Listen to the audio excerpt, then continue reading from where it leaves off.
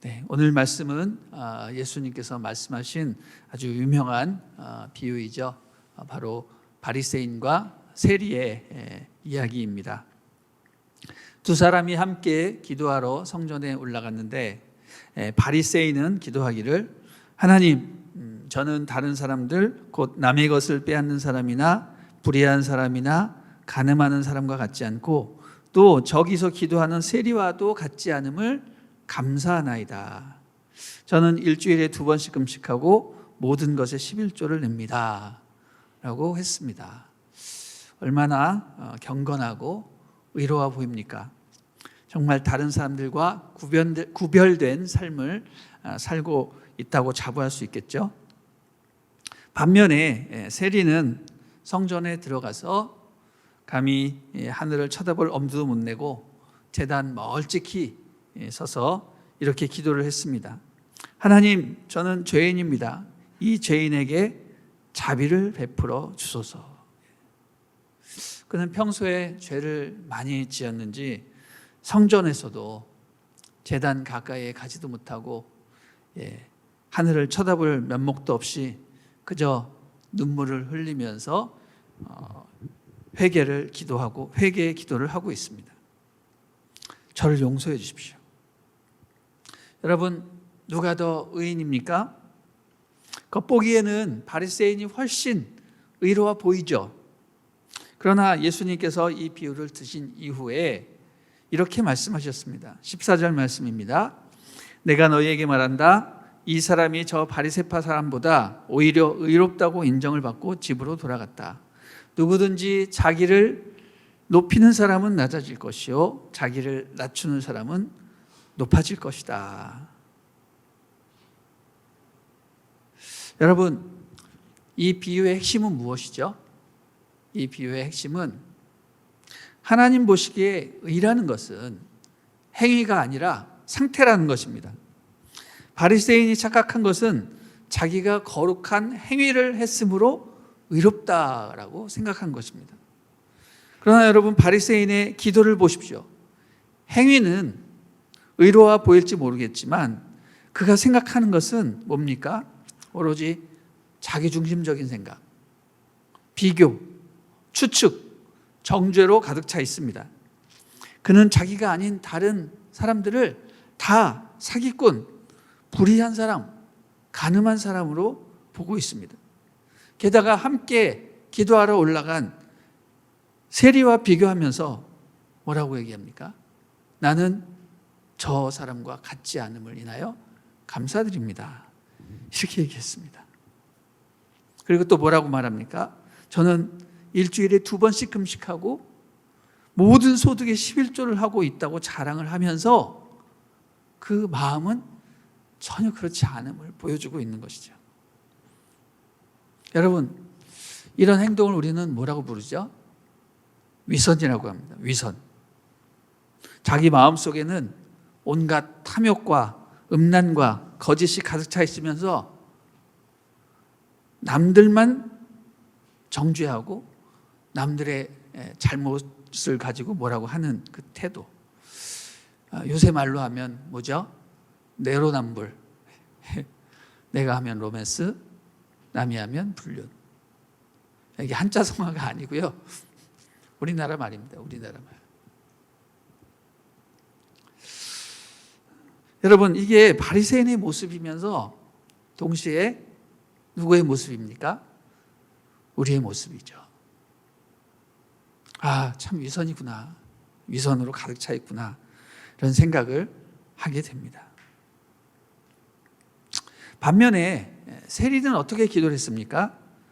당시 세리란 직업은요, 백성들의 돈을 뜯어내서 로마 정부에게 바치고 또 일정량은 자기도 살아야 되기 때문에 자기가 취하는 그런 행동으로 인해서 백성들로부터 지탄을 받았습니다.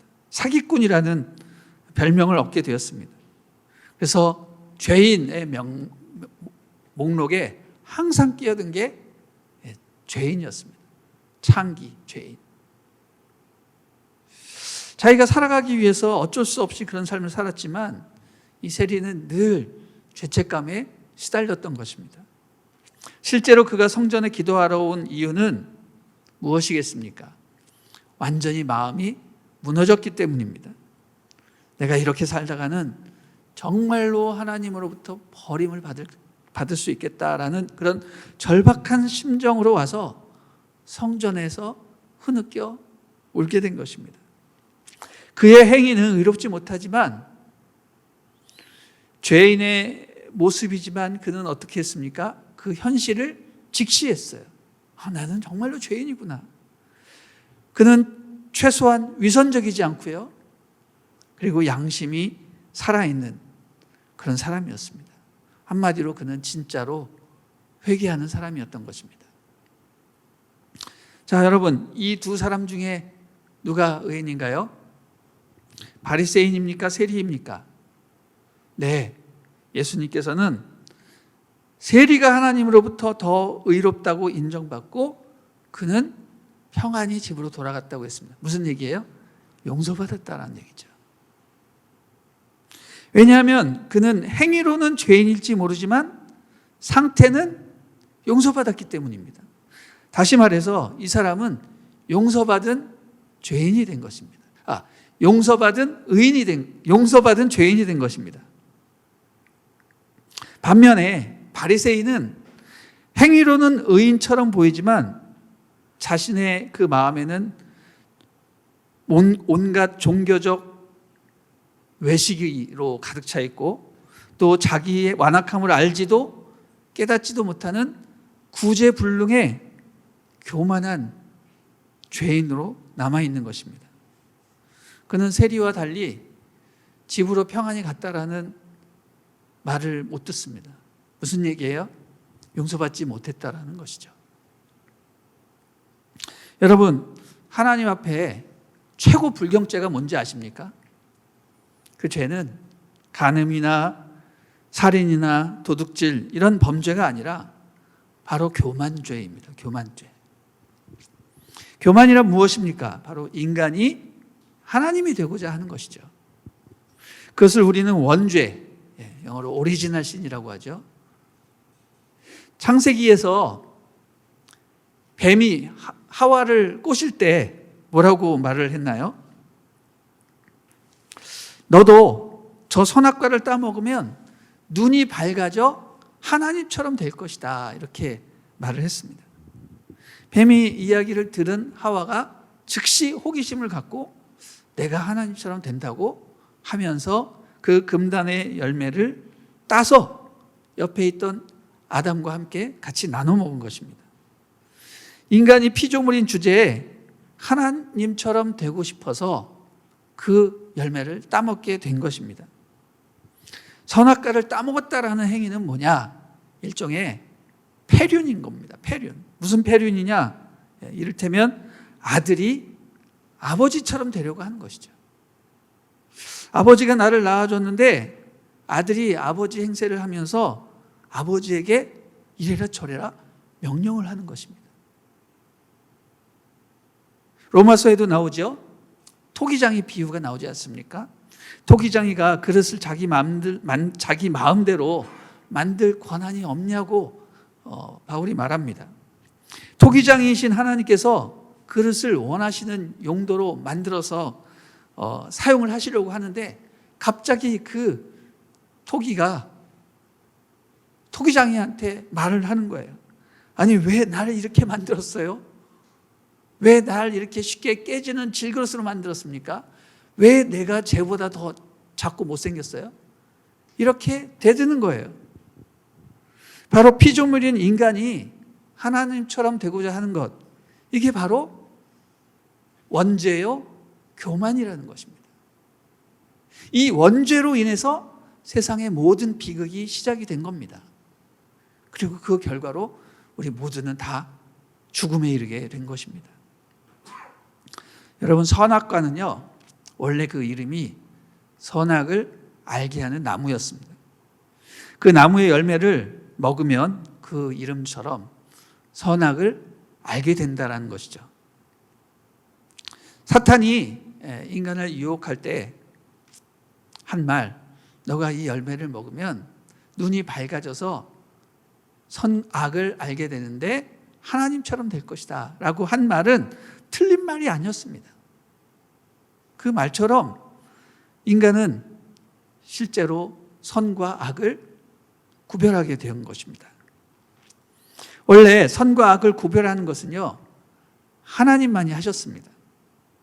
그런데 인간이 그 능력도 갖게 된 것입니다. 그런데 여러분, 비극은 뭔지 아세요? 선악을 구별하는 능력만 갖고 있으면 뭐합니까? 선악을 다스릴 능력이 없는데. 그래서 인간은 악에 의해서 지배당하고 악을 알지만 악을 이겨낼 수 없는 지경에 이르게 된 겁니다. 그게 바로 타락이에요. 타락의 결과입니다. 악에 의해서 지배당하는 것, 알지만 굴복당하는 것. 원래 하나님 앞에 당당하던 인간이 선악과를 따먹고 당장 무엇을 느끼죠? 자기의 치부를 보고 수치심을 느끼게 되는 겁니다.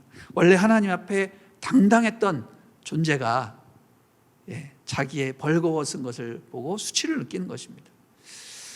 한마디로 하나님 앞에 자기는 수치스러운 존재가 된 것입니다. 그래서 생각하기를 발가벗음의 수치심을 모르고 요새 벗고 노출하는 그 음란 문화는 바로 타락한 문화의 본보기다, 그런 생각을 하게 됩니다. 여러분, 바리새인의 최대 문제는 교만이요, 자기가 의롭다고 착각하는 것입니다.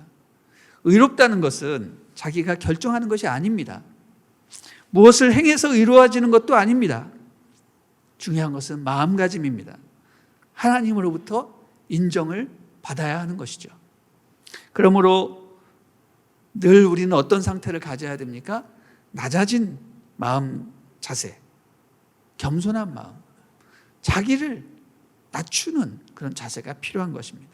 그래서 예수님께서 뭐라고 하셨습니까? 14절에 누구든지 자기를 높이는 자는 낮아질 것이요, 자기를 낮추는 자는 높아질 것이다, 이런 말씀을 하셨습니다. 그래서 참으로 아이러니한 사실은 뭐냐면요, 자기가 의인이라고 생각하는 사람은 그는 확실히 죄인이에요.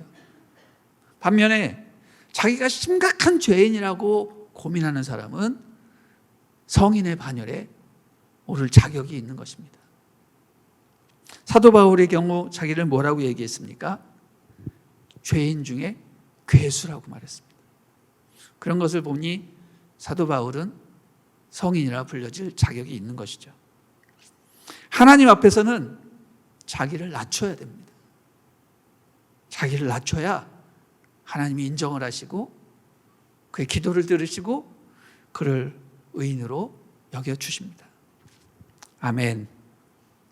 우리 15절부터 17절 한번 읽어주시기 바랍니다. 시작. 사람들이 아기들을 예수께 데려와 만져주시기를 원했습니다. 제자들은 이 광경을 보고 그들을 꾸짖었습니다. 그러나 예수께서는 그 아이들을 불러 말씀하셨습니다. 어린아이들이 내게로 오는 것을 허락하고 막지 말라. 하나님 나라는 이런 어린아이들의 것이다. 내가 진실로 너에게 말한다. 누구든지 어린아이와 같이 하나님 나라를 받아들이지 않는 사람은 거기에 들어가지 못할 것이다. 때마침 사람들이 자기 아기들을 데리고 예수님께로 와서 예수님, 우리 아이들을 축복해 주십시오, 안수기도 해 주십시오, 이렇게 부탁을 했습니다. 그랬더니 제자들이 막 와서 예수님 지금 바쁘신데 지금 귀찮게 하지 말라고, 저리 가라고 이렇게 막았습니다. 그랬더니 주께서 말씀하셨습니다. 어린아이들을 내게로 오는 것을 막지 말라. 하나님의 나라는 이런 어린아이들의 것이다. 누구든지 어린아이와 같이 하나님 나라를 받아들이지 않는 자는 결코 거기에 들어가지 못할 것이다, 이런 말씀을 하셨습니다. 여러분, 어린아이의 특징은 무엇인가요? 어린아이의 특징은 철저히 부모를 의지하는 것입니다. 부모 없이는 못 사는 것입니다. 당신 없이는 못 살아.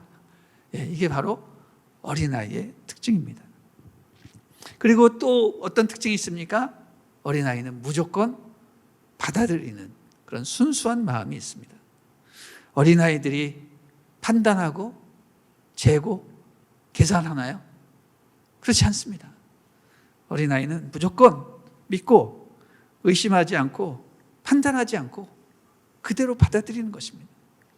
그래서 예수님께서는 그런 어린아이들을 사랑하셨고 또 그들이 오면 당시 어린아이를 귀찮아했고 또 어린아이는 무식한 존재다, 배워야 한다라고 생각했던 기존의 어른과는 달리 그들을 반갑게 맞이해 주시고 그들을 축복해 주시고 만져주셨습니다. 저는 이 말씀을 이렇게 묵상을 하면서 깨닫는 게 있습니다. 야, 어린이 사역이 정말 중요한 거구나. 성인 사역보다 어린이 사역이 더 중요한 것입니다. 복음은 어린아이 때부터 받아들여야 되는구나, 이런 생각을 하게 됐습니다. 어른도 어린이들로부터 배워야 되는 거예요. 이렇게 순수하게 배워야지 늘 계산기 두드려보고 판단하고 그렇게 하면 안 된다는 것입니다. 여러분, 그런 것을 어디서 배웁니까? 우리가 어린이를 가르치면서 어린이와 함께 있으면서 그런 것을 배우는 것입니다. 그래서 예배는요, 항상 어린이와 같이 있어야 돼요. 어린이로부터 배워야 되는 겁니다. 그리고 가능하면 우리 자녀들을 아주 어렸을 때부터 교회 데리고 와야 되고 또 이런 어떤 영적인 분위기에 익숙하게 해줘야 돼요.